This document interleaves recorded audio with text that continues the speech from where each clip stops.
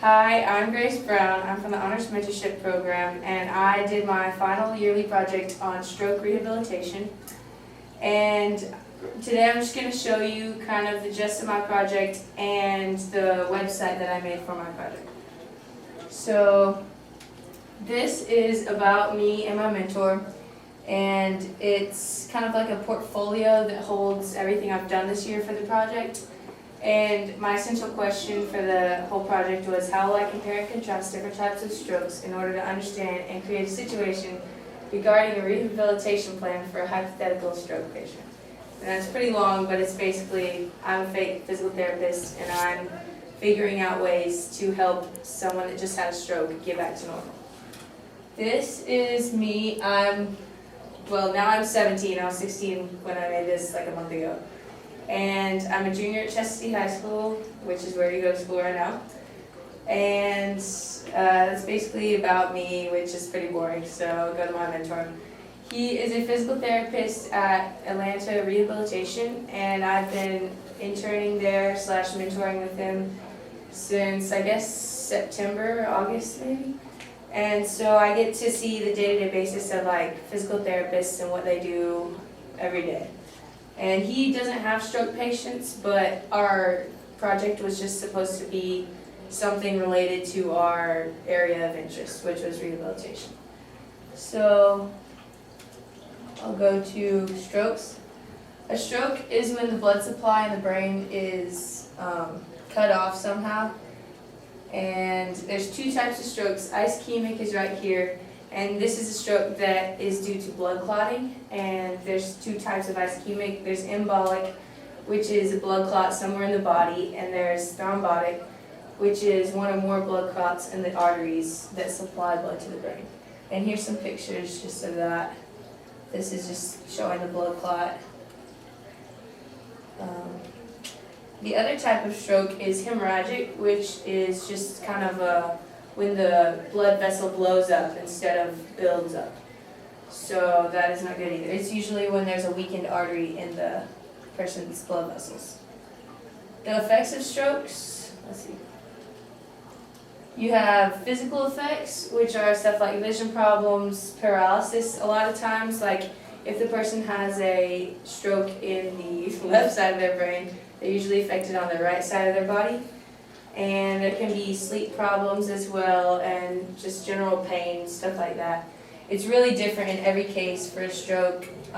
You really don't know what's going to happen depending on what part of the brain the stroke affects and where in the body. Cognitive effects are like vascular dementia, which is kind of like a memory thing. Like after your stroke, you might have trouble remembering long-term or short-term. And aphasia, which is a problem with communication, like if it happens in the part of your brain that has to do with speech, you might not be able to form words, or you might not be able to understand what other people are saying to you. An example of that, which I thought was kind of cool, was that I work at Publix as well as a bagger, and a woman came up to me, and she had a notepad, and she was asking me for something to get her, and I was wondering why she was not just saying it, why she was showing me on a notepad. And I realized, and she had written on the other page, like, I just had a stroke and I can't really speak well. So that was kind of cool that I got to see that. And the part that I really did my project on was stroke rehabilitation. So the main way that somebody recovers from a stroke is muscle memory therapy. And this is basically just centered around repetition. Those are kind of random pictures, so it might not. Old people usually have strokes, so a bunch of them are old people.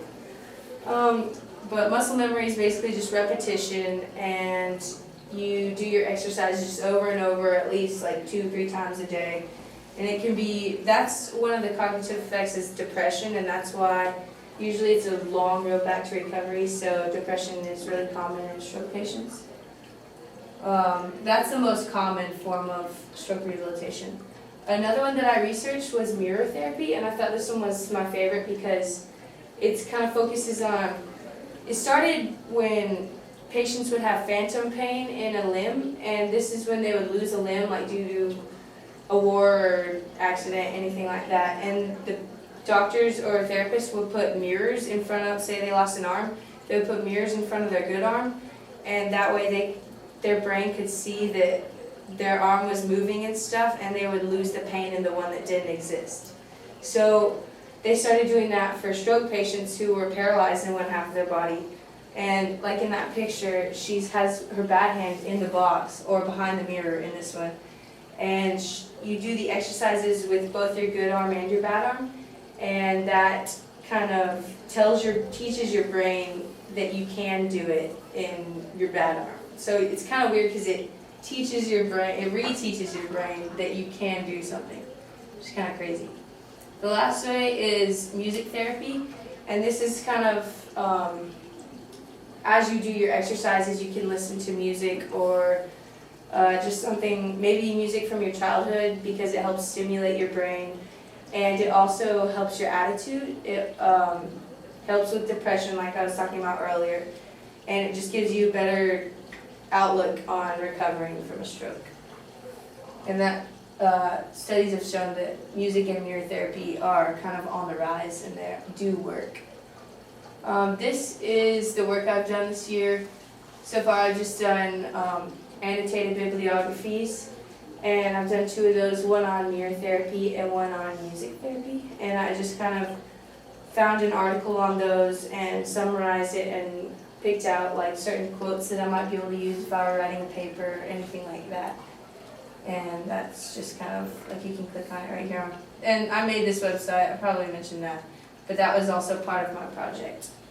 And you can kind of click on it and see the annotated bibliographies that I did.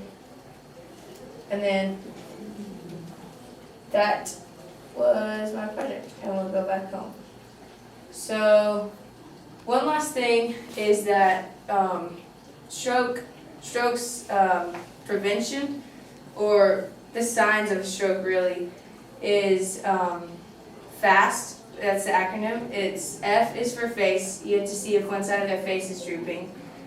A is for arms. If they raise their arms and one of their arms is drooping, then that's a sign that they're having a stroke. S is speech, if their speech is slurring, and T is time. You have to call 911 immediately. So that's just so you know, after my whole project about strokes, just good to know. So that was my project.